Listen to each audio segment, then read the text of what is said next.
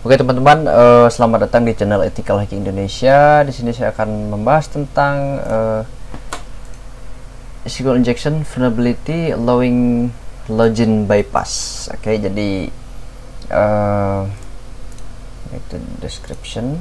Kita lihat descriptionnya apa dulu. Jadi di sini this lab contain an SQL injection vulnerability in the login function.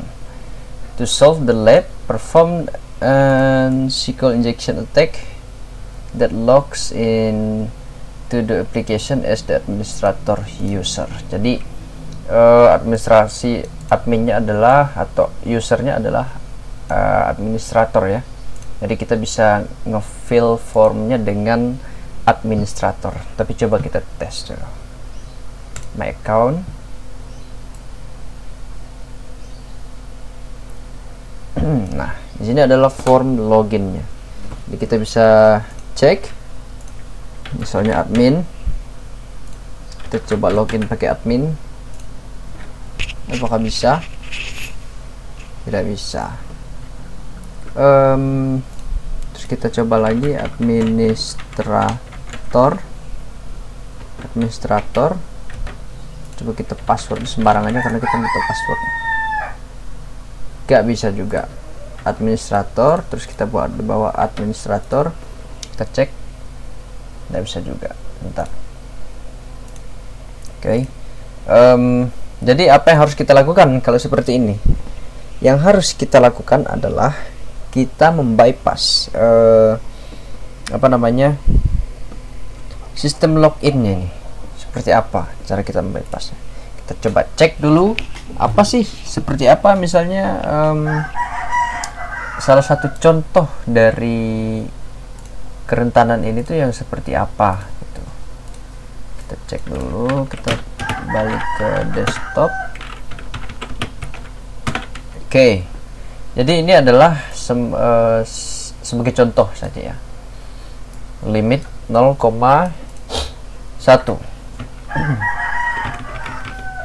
Kita bisa melihat di sini ada bahwa ada uname atau username, terus password ada tertulis di sini. Ini adalah inputnya, adalah input datanya. Jadi ini untuk username, ini untuk password. Jadi terus query select username, paste from users where username quote and quote, terus and password quote and quote password limit 0,1. Result MySQL server, resultnya dari MySQL server adalah balik ke query gitu. Jadi aktivitas yang terjadi di query ini dijadikan sebagai hasil untuk MySQL query-nya. Terus rows, terus MySQL fetch array, terus result. Nah, resultnya yang ini tadi, hasilnya dimasukin ke dalam fetch array, jadi hasil datanya gitu. Terus if rows, jadi jika rowsnya ini you have login successfully, else jika tidak rows maka dia better lucky next time gitu. Artinya apa? Jadi kalau misalnya apa yang dimasukin di sini berhasil masuk ke dalam berhasil membentuk suatu query seperti ini, terus masuk ke dalam server dalam MySQL itu tadi, terus dijadikan hasil, baru masukin ke raw data. Apakah itu betul? Jika betul maka you have login successfully. Jika tidak maka dia next time saja kamu coba gitu. Nah, coba kita lihat, ini adalah sebagai skenario yang terjadi di backend aplikasi ini atau backend login formnya. Kita bisa lihat di sini. Aduh, sebentar dulu, ini agak nge-lag. Kalau kalian dengar suara saya ayo, tapi ini nge-lag. Tetap saya kepanasan. Oke. Jadi seperti apa? Kita buat dulu select username terus pass from users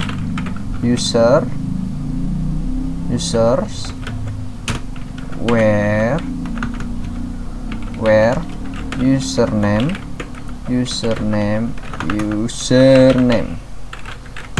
is quote and quote, and anggap saja kita tidak tahu dulu, and password is quote and quote,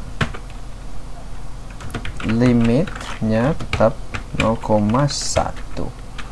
terus n. Nah, inilah kita membuat sebuah skenario nya. Tadi apa namanya, user yang disuruh adalah administrator. Nah, jadi yang diminta kita gunakan adalah user administrator. Jadi apa yang kita lakukan sekarang adalah kita mengecoh. Kita bisa mengecoh logika dari aplikasi ini yang juga di sini, yang terjadi di sini. Karena kita pakai skenario ini, maka misalnya bagaimana bila inputannya tuh kita buat administrator, terus kita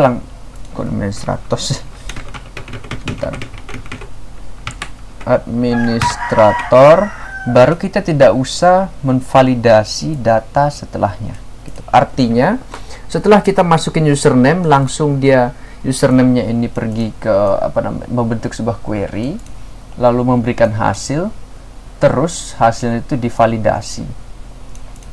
Atau bahkan kita bisa membuat query untuk servernya itu mengabaikan ini apakah ini form login atau tidak gitu. Jadi dia semacam loncatan gitu. Kalau dia loncat ke bawah langsung, seperti misalnya dari kita masukin pengabaian verifikasi yang ada di sini, maka dia langsung lompat ke bawah.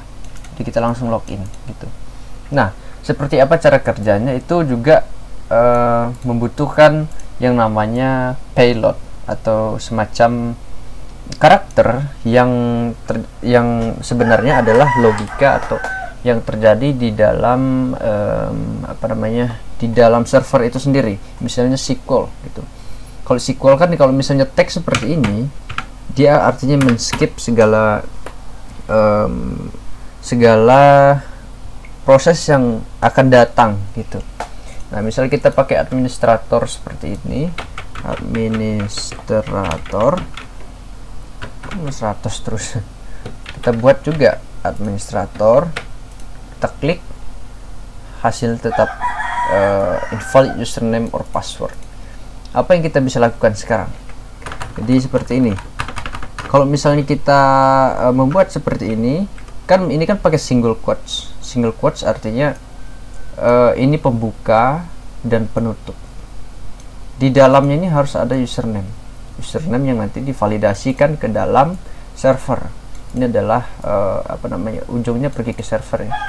Dia pergi connect ke server untuk yang ini. Jadi yang harus kita lakukan adalah kita buat untuk supaya n-nya ini tidak usah gitu. N-nya ini tidak usah divalidasi lagi. Jadi benar apa adanya bahwa username-nya itu adalah password gitu. Artinya username password, maksud saya bahwa username-nya itu adalah administrator. Jadi n-nya ini tidak usah kita proses gitu. Tidak usah kita membiarkan logika ini memproses bahwa aplikasi ini membutuhkan yang namanya password. Jadi karena kita sudah tahu nama username-nya, kita langsung bisa menggunakan username-nya aja gitu. Jadi ketika kita masukkan username yang benar ke dalam, terus kita harus memberikan semacam payload atau string atau karakter, beda ya, string dengan karakter. Karakter yang bisa men-skip proses terusnya itu, proses sampai di sini gitu. Sampai di sinilah. Jadi ini tidak bisa divalidasi oleh server itu sendiri. Jadi kayak terserah masuk aja gitu, saya pun tidak peduli. Jadi kita seolah seperti nyamuk gitu, masuk ke dalam sebuah rumah hanya menggunakan username. Tapi kalau username-nya cuma administrator seperti ini, terus kita tidak memberikan field passwordnya di sini, ya sama aja. Dia akan menganggap bahwa kamu tidak masukin password, artinya kamu belum memenuhi kategori yang ada gitu. Jadi kita dimasukin ke dalam kondisi else gitu. Kalau misalnya kita benar, maka kita memberikan ke dalam kondisi create session. Create session artinya kita bisa masuk ke dalam sesi administratifnya. Nah, bagaimana cara membuatnya? Nah, cara yang membuatnya adalah ada banyak sekali caranya. Misalnya ada yang tanda quote seperti itu, baru or terus titik seperti ini, terus titik seperti ini. Nah, ini artinya apa? Artinya adalah ketika divalidasi oleh oleh aplikasi ini adalah aplikasi ini akan membaca bahwa bentuk dari username itu seperti ini. Misalnya username itu sendiri atau username sama dengan username. Nah, itu juga berlaku di password. Teknik itu juga berlaku di password. Jadi misalnya or sama dengan, nah ini artinya or itu atau ya. Jadi di dalam filenya ini dia kosongkan atau bahkan kita bisa membuat bahwa di sini misalnya kita kasih password yang benar, or juga bisa. Tapi biasa kalau sudah benar kita tidak penting untuk buat seperti ini gitu. Bahkan dia akan jadi false kalau kita buat teknik seperti ini karena hitungannya dia terbaca dengan cara yang salah gitu. Nah, untuk penjelasan yang ini, jadi di sini username-nya itu sendiri atau username adalah username, itu arti dari yang ini. Username adalah username itu sendiri. Jadi dia akan mengambil data dari dalam, keluar. Jadi skenarionya dia pergi ambil, taruh, baru dia masuk sendiri. Jadi kita membiarkan dia bekerja untuk kita. Kurang lebih seperti itu sih logika yang dari kasus ini gitu. Cuman untuk dalam challenge kita hari ini, kita ingin masuk hanya bermodalkan kenal dengan orang dalamnya gitu ya. Itu kita hanya menggunakan username administrator. Itu bagaimana cara men-skipnya. Jadi kalau misalnya seperti ini, kita cuman tahu nah username-nya gitu. Username-nya tadi apa? Administrator. Nah, username-nya adalah administrator. Bagaimana cara kita men-skip proses N-nya ini, terus dia minta password? Cara di dalam query adalah tag.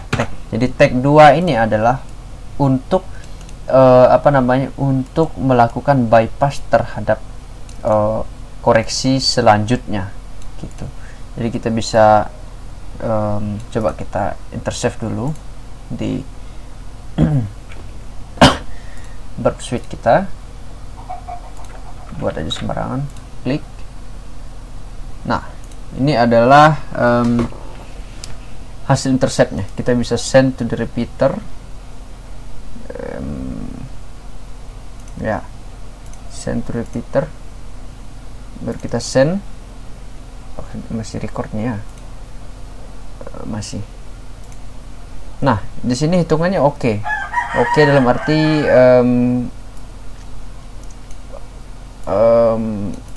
resultnya adalah oke-nya ini belum tentu masuk gitu, karena kalau kita lihat di sini dia invalid username or password. Nah, apa yang terjadi kok dia bisa oke tapi ini invalid? Nah, ini hanyalah fungsi oke di sini hanyalah konfirmasi bahwa komunikasi antara servernya dengan klien itu terjalin dengan baik gitu. Makanya ada status oke gitu.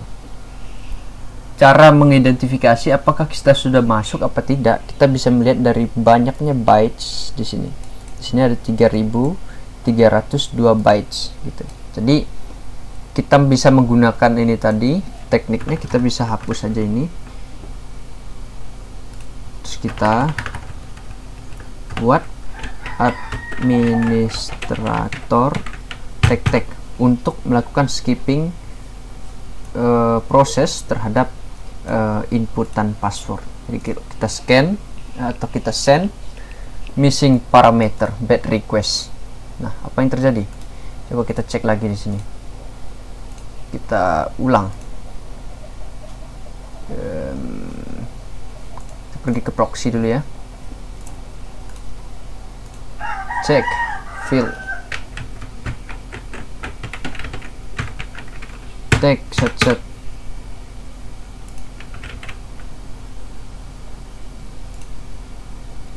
Nah, ini coba kita masuk ke sini, baru kita send.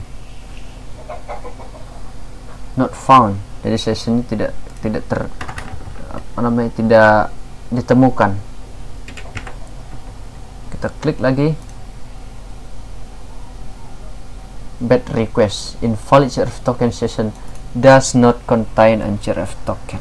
Nah, artinya dia CRF tokennya dia berganti. Tuh yang harus kita lakukan di sini.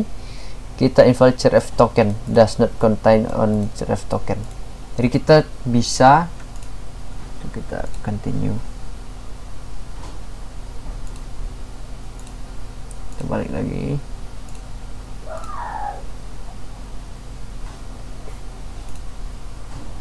Continue. Aduh, CRF token. Coba kita restart. Nah, ini kembali ke sini. Caranya adalah kita misalnya admin, terus kita bisa klik dan fill aja di sini. Aduh, salah, lupa. Kita enter save. Kita cuma mau ambil request saja, administrator, terus kita buat sembarangan aja, terus kita langsung scan. Nah, di sini kita hapus saja untuk password, biarin aja, dia juga tidak peduli. Beri kita tadi tanda kutip, terus titik 2 di sini, langsung kita forward.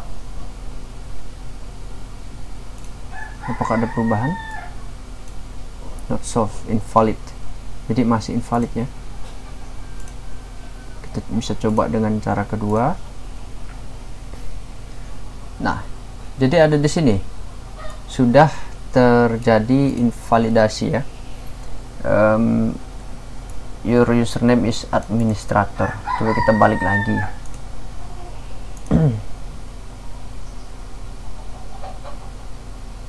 Nah, kita bisa intercept lagi admin, terus kita login. Adminnya ini namanya administrator, terus tanda kutip artinya menunjukkan bahwa ini kan sebenarnya itu ada tanda kutip 1 di sini gitu. Cuman kan dalam servernya saja. Nah, karena di sini administrator, baru kita kasih tanda kutip, baru kita buat supaya dia berbentuk string gitu. Nah, kita di sini skip, nggak usah minta password gitu. Jadi passwordnya salah, benarnya passwordnya kita lihat di sini. Dia tidak memberikan fungsi apa-apa karena tadi itu dia berproses gitu. Nah, sini tulisannya sudah, kita lihat. Nah, jadi upgrade, connection upgrade, jadi dia sudah masuk ke dalam account gitu.